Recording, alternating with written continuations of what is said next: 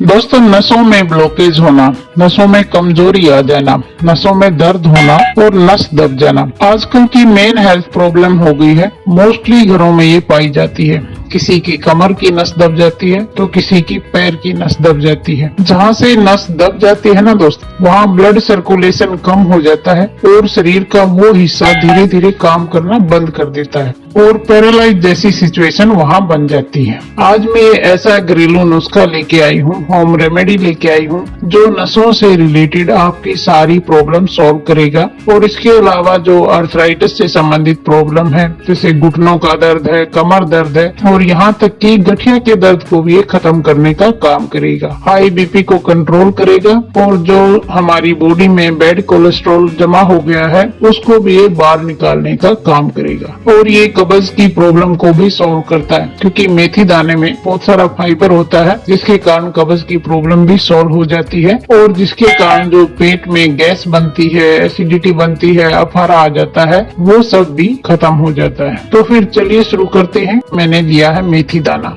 बहुत नॉर्मल चीज है, सबके घरों में पाई जाती है। ये अक्सर हम किचन में खाना बनाते हैं तब यूज करते हैं, खाने का स्वाद बढ़ाने में करते हैं, लेकिन इसके हेल्थ के लिए भी बहुत ज्यादा बेनिफिट है। शुगर के पेशेंट के लिए तो ये बिल्कुल रामबाण है। शुगर को ये कंट्रोल करने का काम करता है। और जिन लोगों के जोड़ों में दर्द है, आर्थराइटिस के पेशेंट हैं, उनके लिए भी ये बहुत फायदेमंद है। धीरे धीरे सारे जोड़ों के दर्द को ये खत्म कर देता है। मेथी दाना हमारे मोटापे को कम करता है और ये कब्ज की प्रॉब्लम को भी सॉल्व करता है, क्योंकि मेथी दाने में बहुत सारा फाइबर होता है, जिसके कारण कब्ज की प्रॉब्लम भी सॉल्व हो जाती है और जिसके कारण जो पेट में गैस बनती है, एसिडिटी बनती है, अफारा आ जाता है, वो सब भी खत्म हो जाता है। ये हमारे ब्लड सर्कुलेशन को बिल्कुल ठीक रखता है। और ये देखिए दोस्तों, दूसरी चीज ली है मैंने दालचीनी। ये जो दालचीनी का पेड़ होता है उसकी ये छाल होती है। अगर दालचीनी की ये छाल ना हो तो आप दालचीनी का पाउडर भी ले सकते हैं। ये दालचीनी भी हमारी बॉडी के लिए बहुत फायदेमंद होती है। ये जो हमारी बॉडी में ब्लड सर्कुलेशन है उसको तेज कर देती है और जो नसों में थोड़ी बहुत ब्लॉकेज होनी शुरू हो जाती है उसको ये साथ के साथ साफ करने का काम करती है। और जो बॉडी में बैड कोलेस्ट्रॉल जमा हो गया है उसको भी ये बाहर निकाल देती है। बॉडी को, शरीर को अंदर से बिल्कुल स्वच्छ बना देती है। तो अब मैं बताऊंगी दोस्तों आपको कि हमने इसका यूज कैसे करना है। हम लेंगे 1 गिलास पानी,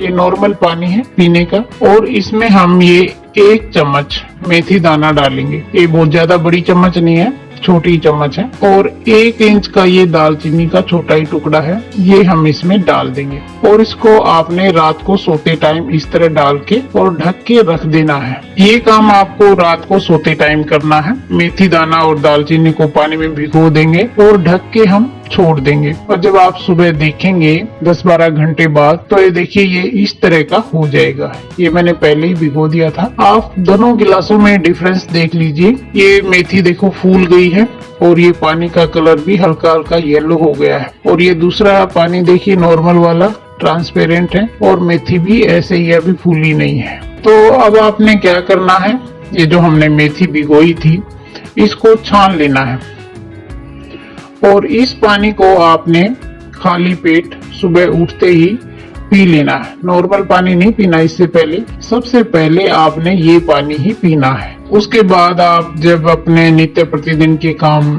से फ्री हो जाएं, पेट साफ हो जाए, तो आपने जो ये मेथी दाना है इसको चबा चबा के खा लेना है। अगर आप शुगर के पेशेंट हैं तो आपने ऐसे ही खाना है। और अगर आपको शुगर नहीं है तो आप इसमें 1 चम्मच शहद मिला के भी खा सकते हैं, ताकि ये आपको कड़वी ना लगे। लेकिन ये भिगोने के बाद ज्यादा कड़वी नहीं रहती, ऐसे भी बहुत आराम से खाई जाती है। और अगर आपके दांत कमजोर हैं तो आप इसे थोड़ा कूट लीजिए। ये बहुत आसानी से कूट जाती है, कटोरी में ही कूट जाएगी, या फिर जो अदरक कूटने वाली ओखली होती है ना, उसमें कूट सकते हैं। और कूट के शहद मिला के 1 चम्मच और खा लीजिए। आज मैं आपको इसको यूज करने के 2 तरीके बताऊंगी दोस्तों। अक्सर होता क्या है, इस पानी को तो हम पी लेते हैं, लेकिन ये जब मेथी खाने की बारी आती है ना, तो 4-5 दिन बाद हम बस परेशान हो जाते हैं खा के और सोचते हैं बस छोड़ो, कुछ नहीं। तो मैं आपको आज एक दूसरा आसान तरीका बताऊंगी। आपको जो तरीका अच्छा लगे वो आप अपना लेना। हम एक पतीला लेंगे और इसमें डालेंगे मेथी वाला पानी, और ये जो मेथी दाना है और दालचीनी है ये भी इसमें डाल देंगे। और इसकी हम चाय बनाएंगे। जैसे चाय बनाते हैं ना, वैसे ही उबालेंगे 2-3 मिनट के लिए। अब चाय बना रहे हैं तो हम इसमें थोड़ा अदरक भी डालेंगे। ये देखिए छोटा टुकड़ा है अदरक का, और इसमें से भी मैं आधा डालूंगी। जितना 1 कप चाय में डालते हैं ना, उतना डालना है। ग्रेट करके डाल देंगे ताकि अच्छा फ्लेवर इसमें आए। अगर अदरक ना हो तो दोस्तों जो सौंफ पाउडर होता है ना, ड्राई जिंजर पाउडर, आप 1/4 चम्मच वो डाल लीजिए। इसको हम 2-3 मिनट के लिए उबालेंगे ताकि सारी चीजों का जो रस है इस पानी में आ जाए।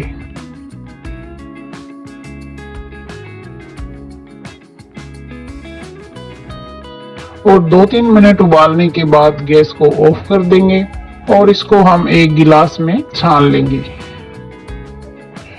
ये हमारी मेथी वाली चाय बनके तैयार है। इसको आपने गरम गरम ही पीना है, जैसे चाय पीते हैं ठीक वैसे ही। और इसका ऐसे कोई रूल नहीं है, आप सुबह सुबह पिए तो बहुत अच्छी बात है, लेकिन अगर दिन में पीना चाहें तो दिन में भी आप पी सकते हैं। अगर आप शुगर के पेशेंट हैं तो ऐसे ही पी लीजिए, और अगर आपको शुगर नहीं है तो आप इसमें 1 चम्मच शहद मिला लीजिए। शहद भी हमारे शरीर को ताकत देता है, इम्यूनिटी को ये बूस्ट करता है और इसका टेस्ट भी अच्छा हो जाता है। तो इस तरह आप इसे तैयार कीजिए और पी लीजिए।